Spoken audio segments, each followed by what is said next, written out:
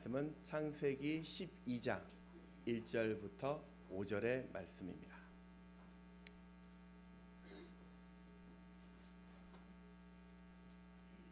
창세기 12장 1절부터 5절을 우리 한 절씩 교독합니다.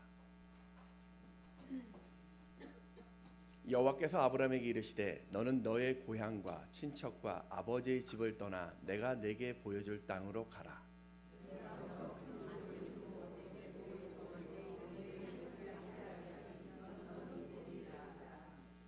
너를 축복하는 자에게는 내가 복을 내리고 너를 저주하는 자에게는 내가 저주하리니 땅의 모든 족속이 너로 말미암아 복을 얻을 것이라 하신지라.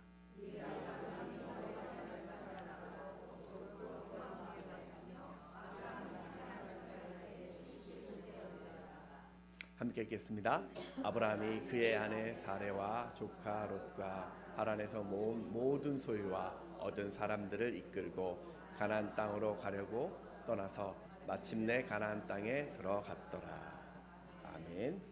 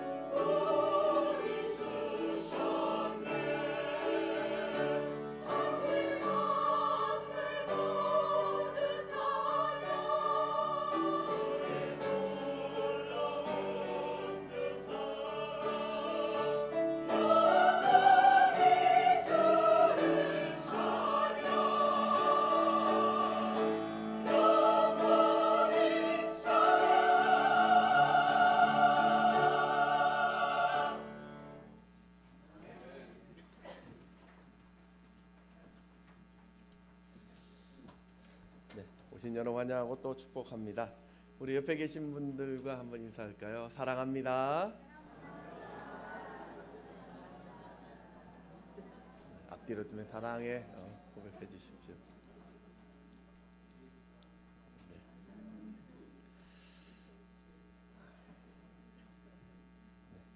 계속 하셔도 됩니다.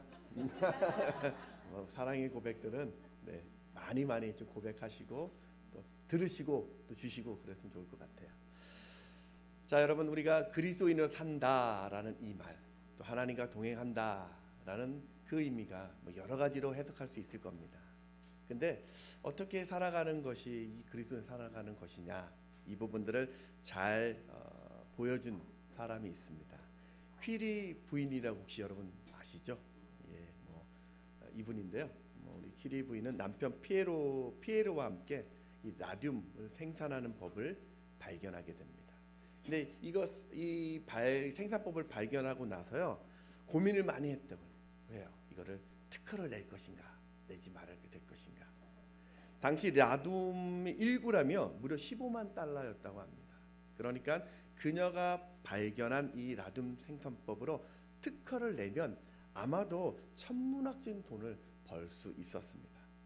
근데 결국 이 분은요, 특허를 내지 않고 자신이 발견한 그 라듐 생산법을 누구나 다 볼 수 있도록 논문에 공개를 합니다. 왜 그랬을까? 인터뷰를 하는데 그분이 이렇게 이야기합니다. 내가 하나님 믿는 사람입니다. 크리스찬입니다. 라듐의 원래 소유자는 하나님이십니다. 나는 단지 발견만 한 것뿐입니다. 그러니 소유자 되신 하나님의 뜻에 따라서 모든 인류를 위해 사용하는 것이 하나님의 영광을 돌리는 것이라고 생각했습니다. 이렇게 막대한 부 또 그 명예를 포기하고 하나님의 영광을 선택한 이 퀴리 부인에 대해서 이 아인슈타인이 이렇게 이야기합니다. 명성 때문에, 부귀 때문에 부패하지 않는 사람이었다라고 평가를 합니다. 이처럼 그리스도인의 삶이라는 것은요, 내가 아닌 하나님의 이름이 드러나고 그 복의 통로가 되는 삶을 말하는 것 같습니다. 여러분, 인생의 방황이라는 것은요, 내가 어떤 존재이고 또 무엇을 위해 이 땅을 살아가야 하고 어떻게 살아야 할지를 모르기 때문에 인생의 고민을 하게 됩니다. 방황을 하게 되는 거죠. 그런데 우리 예수 믿는 사람들은요, 그런 고민을 할 필요가 전혀 없습니다. 왜냐하면 우리는 어떤 일을 해야 하고 탁월한 어떤 능력을 발휘해야 된다, 그런 것이 중요한 것이 아니라 그저 내가 오늘을 살아가면서 마주치는 그 사람들에게 복의 통로가 되어주면 되기 때문입니다. 그게 그렇게 살아가는 것이 하나님이 인정하는 진짜 잘 사는 인생입니다. 우리 옆에 계신 분들에게 다시 한번 이렇게 한번 축복해 주셨으면 좋겠습니다. 복의 통로가 되십시오.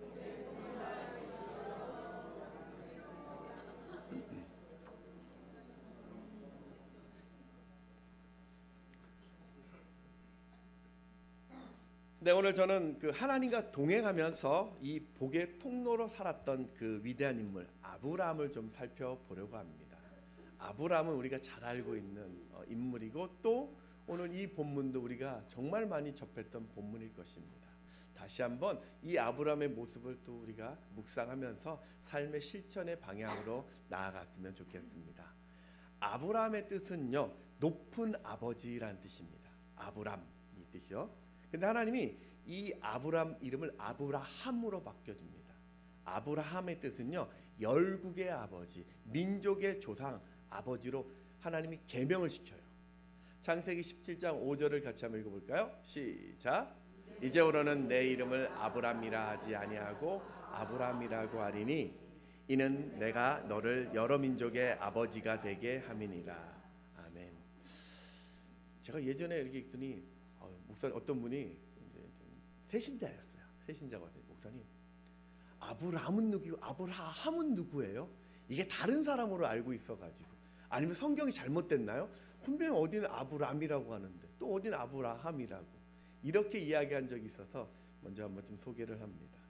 그러니까 한 남자입니다. 한 가정의 아버지를 여러 민족의 조상이 되게 하신 그 인물을 아브라함입니다. 이 아브라함은 노아의 10대 손입니다. 그는 아버지 데라와 또 형제 나홀과 하란과 함께 갈대아 우르에서 삽니다. 이 우르라는 곳은요, 지금으로 보면 이라크 그 남쪽, 이번 페르시아만 그 밑에 우르라고 쓰여 있죠. 네, 이라크 남쪽 지방이고요. 수메르 왕국의 수도가 우르라는 곳입니다. 바로 이것이 고대 문명의 발상지인 메소포타미아 지역입니다. 한마디로 우리가 메소포타미아 문명하면 유프라테스 강에서 티그리스 강 사이에 있는 초생달 지역에 발달한 전체적인 문명을 이야기해요. 지역으로 보면 메소포타미아인데요. 나라로 보면 수메르 왕국이라고도 볼 수 있습니다. 바로 이곳에서 수메르 왕국도 생기고요, 아카드 왕국도 생기고요, 고대 바벨론 왕국도 생기고 또 아시리아 제국이 계속 좀 번창해가는 그 모습들을 보게 됩니다.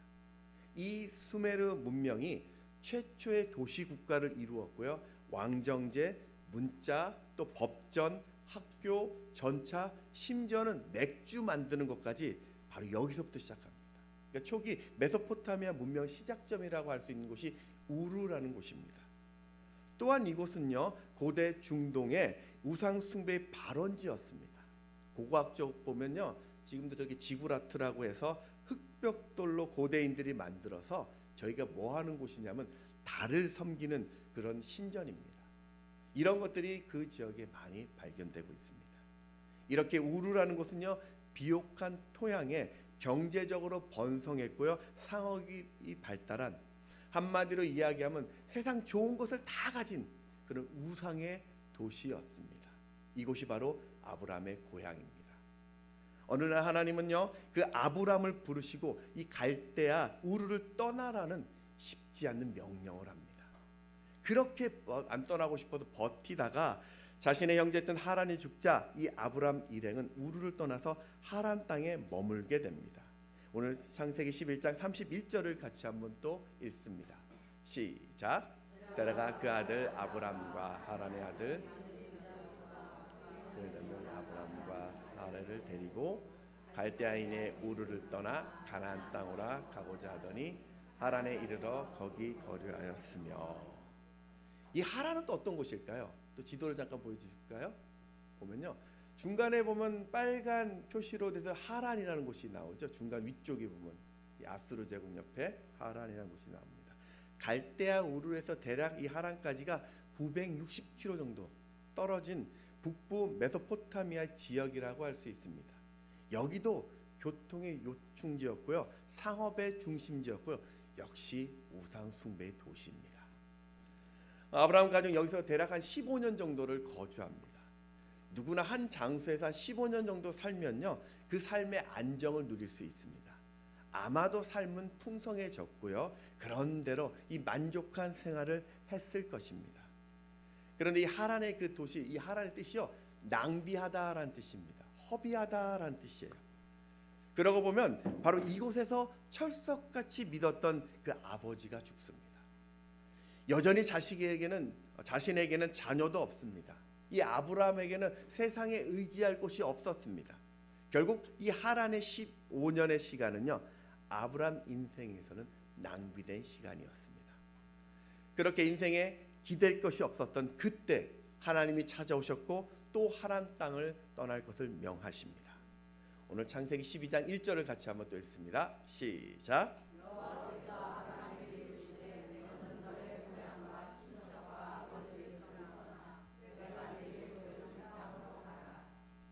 왜 떠나라고 했을까요? 왜 떠나라고 했을까요? 아브라함에게 복을 주시려고요. 아브라함을 복의 근원으로 삼아서 이 땅에 새로운 하나님의 나라를 계획하셨던 것입니다. 오늘 3절을 같이 한번 또 읽습니다. 시작. 너를 축복하는 자에게는 내가 복을 내리고 너를 저주하는 자에게는 내가 저주하리니 땅의 모든 족속이 너로 말미암아 복을 얻을 것이라 하신다. 아멘. 너로 말미암아 복을 얻을 것이라.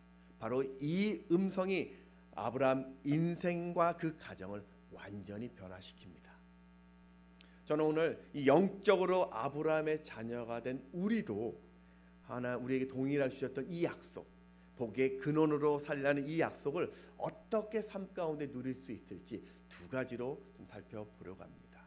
첫 번째 복의 근원으로 살려면 죄에서 떠나야 합니다. 아브라함은 어릴 적부터 우상의 땅 우르에 살았다고 했습니다. 그리고 지금도 우상의 도시 하란에 와 있습니다. 여전히 아브라함의 가정은요 우상 숭배를 하고 있었습니다. 여호수아서 24장 2절에 보면 여호수아가 모든 백성에게 이르되 이스라엘의 하나님 여호와께서 이같이 말씀하시기를 옛적에 너희의 조상들 곧 아브라함의 아버지 나홀의 아버지 데라가 강 저쪽에 거주하여 다른 신들을 섬겼으나, 전승에 의하면, 학자들에 의하면 이 데라, 이 아브라함 가정이 한 그 직업이 뭐냐면 우상신을 조각해서 판매하는 사람이라고 합니다. 하나님이 지금 아브라함에게 친척과 아버지의 집을 떠나라고 한 것은요 죄악된 환경에서 완전히 벗어나라는 것입니다. 하나님이 떠나라고 한 것은요, 야, 좀 네가 아브라함아, 좀 네가 좀 살던 방식 한번 바꿔볼래? 이런 권유가 아닙니다. 야, 좀 떠났으면 좋겠다, 이런 권면도 아닙니다. 완전한 명령이었습니다. 그것도 무려 3번씩이나요. 네 고향을 떠나라, 네 친척을 떠나라, 너의 아버지의 집을 떠나라. 물론 이 땅에 죄 없는 사람이 어디 있겠습니까? 뭐 아브라함은 태어날 때부터 선한 사람이었을까요? 하나님이 가라고 했던 이 가나안 땅이 정말 완벽한 거룩한 땅이었을까요? 그렇지 않습니다. 그것도 똑같이 우상을 섬겼고 똑같이 죄악에 물든 사람들이었습니다. 그러니까 이 떠나라는 이 말씀은요 바로 죄악된 그 현실에 타협하지 말라는 뜻입니다. 여러분, 우리가 미국에 가려고 하면 어떻게 하면 갈 수 있습니까? 여권을 가지고 미국 가는 그 비행기를 타야지 갈 수 있는 거예요. 어른이 되려면요 어린 아이와 같은 생각이나 행동을 떠날 때 어른이 됩니다. 또 집안의 가장이 되려면요 부모를 떠나서 배우자와 한 몸을 이룰 때 가장이 되는 것입니다.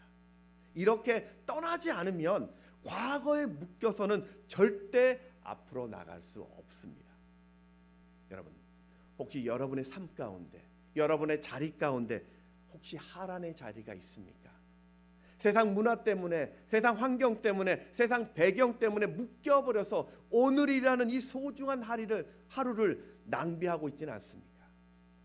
그저 나만을 위해서 내 인생, 내 힘으로만 사는데 오늘을 다 허비하고 있지는 않습니까?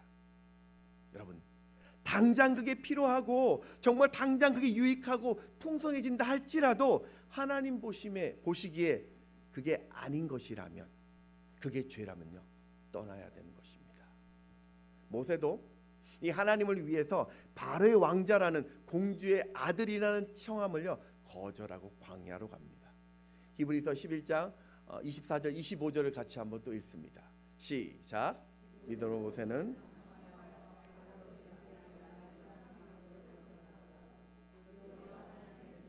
함께 고난받기를 잠시 죄악의 낙을 누리는 것보다 더 좋아하고.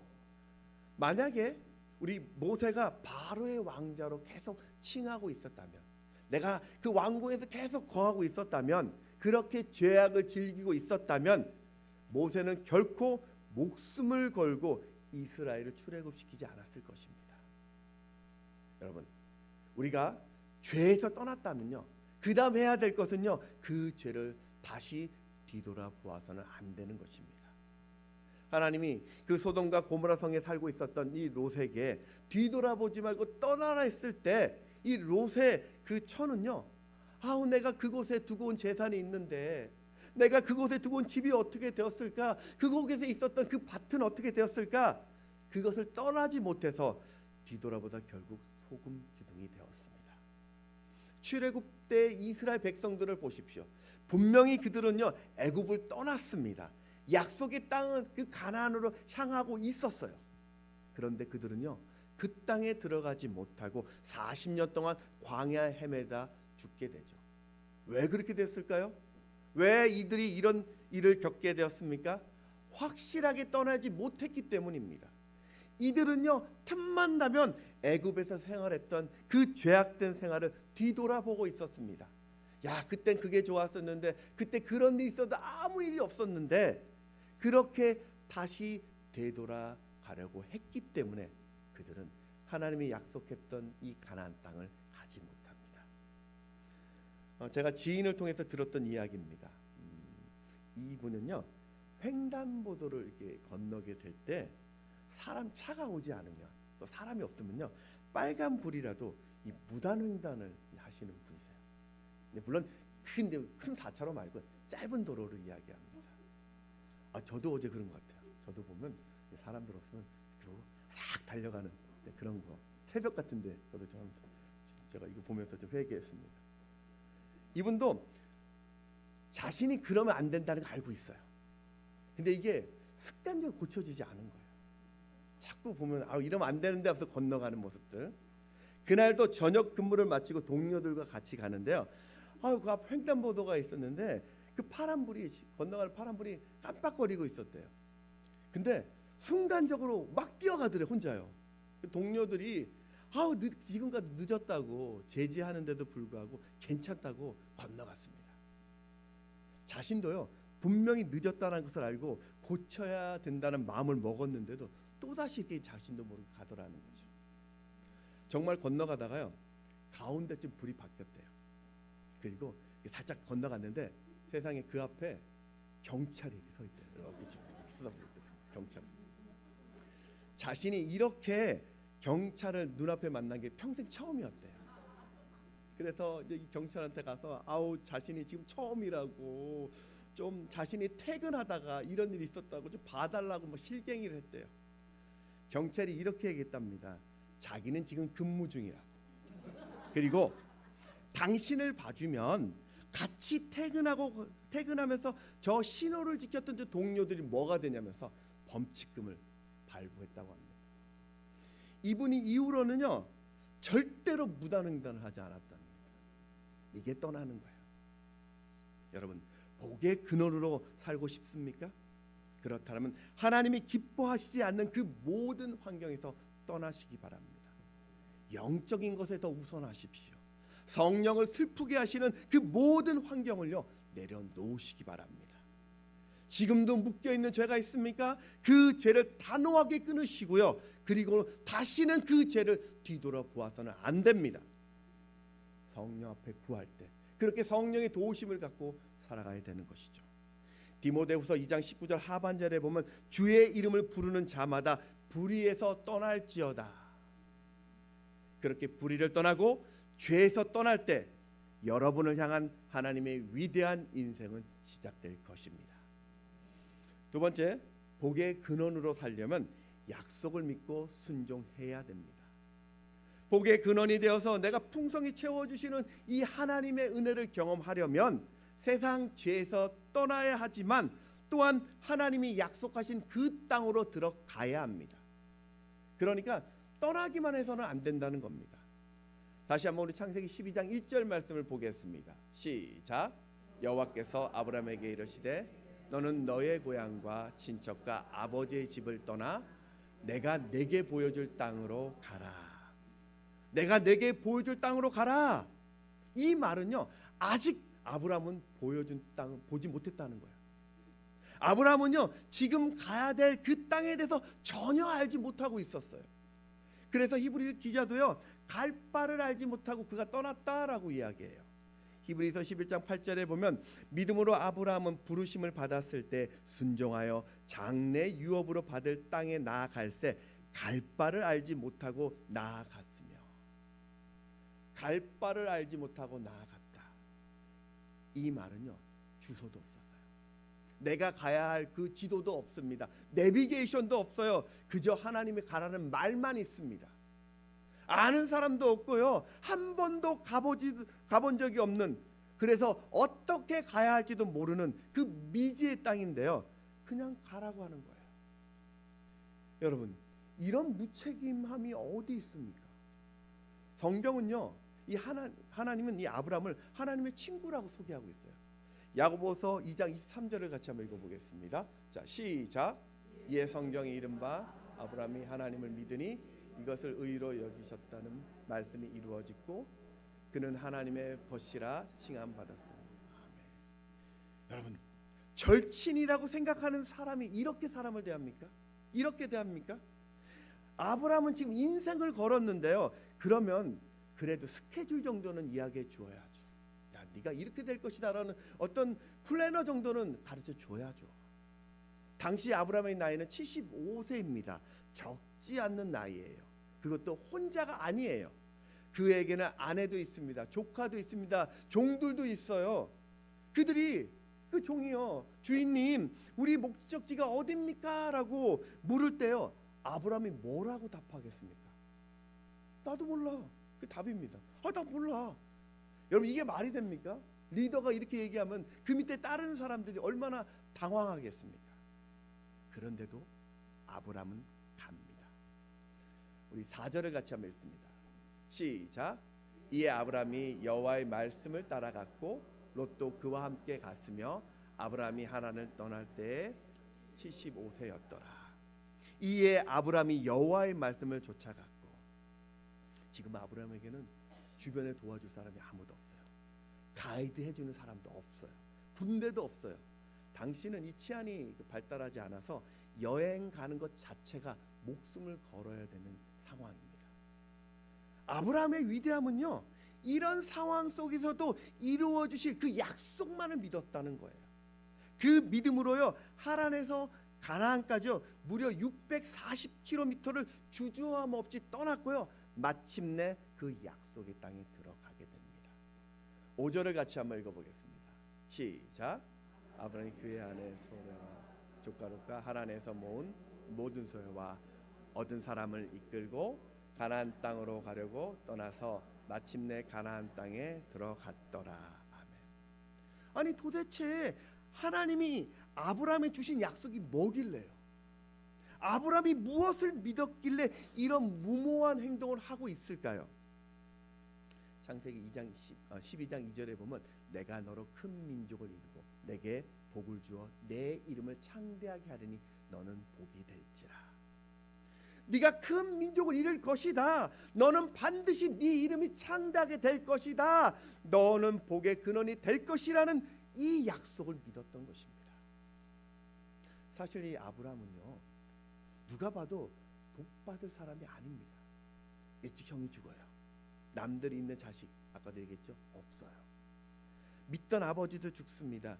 인생에 뭐 하나 기대할 것이 아무것도 없었어요. 세상 유명한 자도 아닙니다. 능력 있는 자도 아니었고요, 희망을 가진 가정도 아니었습니다. 그런데도 자신이 하나님의 나라를 이룬다는 이 말씀을 철석같이 믿었어요. 그리고 그 믿음이요, 아브라함을 믿음의 조상으로 세워갑니다. 로마서 4장 11장의 하반절에 보면 아브라함을 믿는 모든 자의 조상이 되었다라고 이야기하죠. 여러분, 우리가 믿음으로 산다, 믿음으로 사십시오, 믿음으로 살아가십시오라고 하는 이 믿음으로 산다는 것이 무엇을 말하는 것입니까? 믿음으로 산다는 것은요, 하나님의 말씀대로 살아가는 것을 말합니다. 하나님의 말씀에 대해서 내가 긍정적으로 반응하는 거예요. 하나님이 지시할 그 땅을 향하여, 하나님이 지시해 주신 그 정해진 목적을 향해서 내가 순종의 발걸음을 내딛는 것, 이게 믿음입니다. 그 이스라엘에 가보면 사해라는 바다가 있습니다. 여기 참 독특한 바다인데요, 바다 수면이 보다 한 400m 더 아래에 있고요, 광야 한가운데 사해가 있습니다. 이 땅은 요단강에서 물은 들어오는데요, 이 사해 바닷물이 빠져나갈 공간이 없어서 그 햇빛 때문에 그 지중해 물이 증발돼서 아주 이 바닷물의 염도가 대단히 높습니다. 염도가 높기 때문에 무엇이든지 가라앉지 않고요, 다 물에 뜨는 그런 바다입니다. 사람도 둥둥 떠다니고 있습니다. 이 바다에는요, 한 가지 안전 수칙이 있습니다. 그게 뭐냐면, 사해는요, 바닷물에 들어가서요, 가만히 누워 있거나 엎드려 있어야 됩니다. 그럼 몸이 둥둥 떠서 절대로 그 바닷물에 빠지지 않습니다. 근데 사람이요, 이 깊은 바닷속에 보면 시퍼런 물을 보면요, 본능적으로 두려움, 겁을 먹게 됩니다. 그러면 몸에 힘이 들어가게 되고요, 몸부림을 치게 되면서 그 균형을 잃어서요, 본능적으로 물에 허우적거립니다. 그때 물도 먹고요, 그때가 위험하대요. 이 사해의 물이 눈 같은 데 들어가면 염도가 너무 높기 때문에 그 고통, 눈이 그 통증과 그 쓰라림 때문에 더 당황하게 된대요. 그럴 때 사고가 난다고 합니다. 그래서 이 사해 그 했던 가이드 이야기가요, 절대 사해 바다에서는 수영하지 말라라는 것이 규칙 같아요. 왜냐하면 첨벙첨벙 거리다가 자신이나 옆 사람의 그 눈에 바닷물이 들어가면 그 어떤 위험한 어떤 사고가 일어나기 때문이라고 합니다. 사해 바다, 힘을 빼고 가만히 바닷물에 몸을 맡기는 곳. 여러분, 하나님 나라도 마찬가지입니다. 예수 믿는 사람도 마찬가지예요. 그냥 우리 인생, 우리 자체를요 하나님 품에 맡기면 됩니다. 그게 믿음이에요. 세상의 것 좀 급한 거 좀 뒤로 하고 잠깐 좀 내려놓고 하나님의 약속이 내가 가만히 누워서 온전히 바라본다면, 그렇게 순종한다면 최고의 안전 속에서 커다란 즐거움과 그 행복을 맛볼 수 있는 것입니다. 우리 마태복음 1장 1절의 시작이 이렇게 되어 있습니다. 아브라함과 다윗의 자손 예수 그리스도의 계보라. 마태복음의 시작이요 예수님의 족보가 나오는데요, 아담이나 노아로 시작하지 않고요 아브라함으로부터 시작합니다. 왜일까요? 바로 아브라함의 그 순종으로부터 하나님 나라가 시작되었기 때문입니다. 그렇습니다. 하나님의 약속은요 오직 순종으로 따르는 것입니다. 순종은요 내가 복을 심고 거두는 축복의 열쇠입니다. 순종은요 기적을 체험하는 열쇠라는 것입니다. 우리가 알고 있는 욥을 보십시오. 하나님을 잘 믿었습니다. 하나님조차도 야 욥 쟤는 됐어, 의인이야 라고 칭찬받는 사람이었습니다. 그런데 현실은요 우리가 생각하는 것과 전혀 달랐습니다. 7 아들과 3 딸이 한꺼번에 죽습니다. 재산도 한꺼번에 다 탕진됩니다. 몸에는 심한 질병도 앓았습니다. 그리고 아내마저도 떠났고요, 자신이 그렇게 믿었던 3 친구로부터 비난과 공격을 받습니다. 그래도 이 욥은요 끝까지 하나님 앞에 순종했더니 그가 욥기서 23장 10절의 말씀처럼 내가 가는 길은 오직 그 주님이 아신다. 그가 나를 단련시킬 것이기 때문에 그때는 내가 정금같이 나아갈 것이라고 믿음의 고백을 하고 나아갑니다. 욥은요 현실의 삶이 괴롭고 아팠고 비참했지만 하나님께서 인도하시는 대로 한 걸음 한 걸음 그 발걸음을 따라갔더니 마침내 정금과 같이 될 것이란 그 믿음 속에서 정말 그런 인생을 살게 됩니다. 강준미 목사님의 위기를 바라봄의 능력이라는 그 책이 있습니다. 여기에 보면 하나님의 약속을 받는 사람은 부유한 자다라는 그 말씀이 있습니다. 그러니까 하나님의 약속을 내가 받은 것 자체가 능력이라는 거예요. 여러분이 성경을 읽으면서 하나님의 말씀을 묵상하고 그 말씀을 믿는 것 자체가 여러분에게 축복이라는 겁니다. 왜요? 지금은 그 말씀이 이루어지지 않고 아무것도 보이지 않고 들리지 않고 손에 잡히지 않는다 할지라도 내게 주신 그 약속은요 반드시 미래에 이루어질 현실이기 때문에 그래서 부유하다라고 이야기합니다. 너는 복이 될지라. 이 시제가 미완료 시제라고 이전에도 한번 이야기했습니다. 이 미완료 시제라는 것은 과거의 행위나 시간이요 현재까지 지속되고 아직 완성되지 않았음을 이야기하는 겁니다. 그러니까 아직 끝난 게 아니에요. 너는 복이 될지라는 우리에게 주신 이 말씀이 아직 끝난 게 아닙니다. 지금도 복이지만 은혜지만요 앞으로도 복이 될 것이고요 천국 가는 그 날까지 계속 복이 될 것이라는요 약속입니다. 그러니 여러분 지금 내 부족을 바라보지 마시고 나의 그 연약함을 묵상하지 마시고 지금 내게 다가오고 있는 이 하나님의 은혜를 바라보시기를 주의 이름으로 축원합니다. 여러분 복의 근원은요 나를 좀 내려놓고 믿음으로 순종할 때 이루어집니다. 복의 근원은요 나의 다스림을 버리고 하나님의 다스림에 내가 순종할 때 이루어집니다. 복의 근원이라는 것은요 내 유익을 좀 내려놓고 하나님의 유익을 위해 내가 순종할 때 이루어지는 것이에요. 그러니 좀 내 기쁨을 위해서 살지 마시고요 하나님의 기쁨을 위해 사시기 바랍니다. 내 비전을 위해 살지 마시고요 하나님의 비전을 위해서 주먹을 불끈 쥐십시오. 복의 근원으로 교회를 섬기십시오. 그 복의 근원으로요 이웃을 섬기십시오. 복의 근원으로 가정을 섬기십시오. 복된 여러분을 통해서 하나님은 반드시 그곳에 복을 내릴 것이고요 또 하나님은 복된 여러분을 춤추는 인생으로 만드실 것입니다. 말씀을 정리하겠습니다. 에베소서 2장 10절 말씀을 같이 한번 읽어보겠습니다. 시작. 우리는 그가 만드신 바라 이 일은 하나님이 전에 예비하사 우리로 그 가운데 행하게 하려 하심이니라. 아멘. 우리가 예수를 믿는 그 순간 십자가의 그 은혜가요, 우리의 모든 저주와 그 죄에서 자유케 합니다. 우리가 예수를 믿는 순간 우리는 복의 근원이 되었습니다. 그리고 그 복의 근원된 여러분을 통해서 여러분 주변에 있는 자들이 복받도록 여러분이 지음 받은 자입니다. 절대 우리는요, 불평과 낙심 때문에, 외로움 때문에, 그 질병 때문에 죄악 속에 허덕이며 살라고 창조된 자들이 아닙니다. 그러니 여러분, 매일매일 나는 복이 될지라, 너는 복이 될지라는 이 말씀을 여러분 마음에 채우시기 바랍니다. 초라한 내 모습을 좀 버리시고요, 좀 화를 좀 버리시고요, 그 분노를 내려놓고요, 우울을 버리고요, 죄를 버리고 복의 근원으로 다시 시작하십시오. 부모이십니까? 자녀의 학업에만 올인하지 마시고 그 자녀가 세상 복주는 축복의 통로가 되도록 양육하십시오. 사업을 하십니까? 이익을 위한 그 경영만 하지 마시고 소비자들이 복받는 축복의 통로가 되도록 회사를 경영하십시오. 직장인이십니까? 월급을 위해 일하지 마시고 내가 하는 이 일이 직장의 복이 되도록 일하십시오. 연주자십니까? 화려한 재능을 드러내기 위해 연주하지 마시고 듣는 사람이 복을 받도록 영혼의 연주를 하십시오. 교회를 섬기십니까? 어떤 섬김, 어떤 자리에 있든지 간에 주신 은사로 복의 통로가 되어 복음 전하는 자가 되어 주십시오.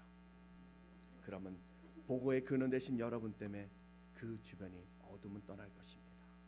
복의 근원 되신 여러분 때문에 여러분 주변이 환한 빛이 비칠 것입니다.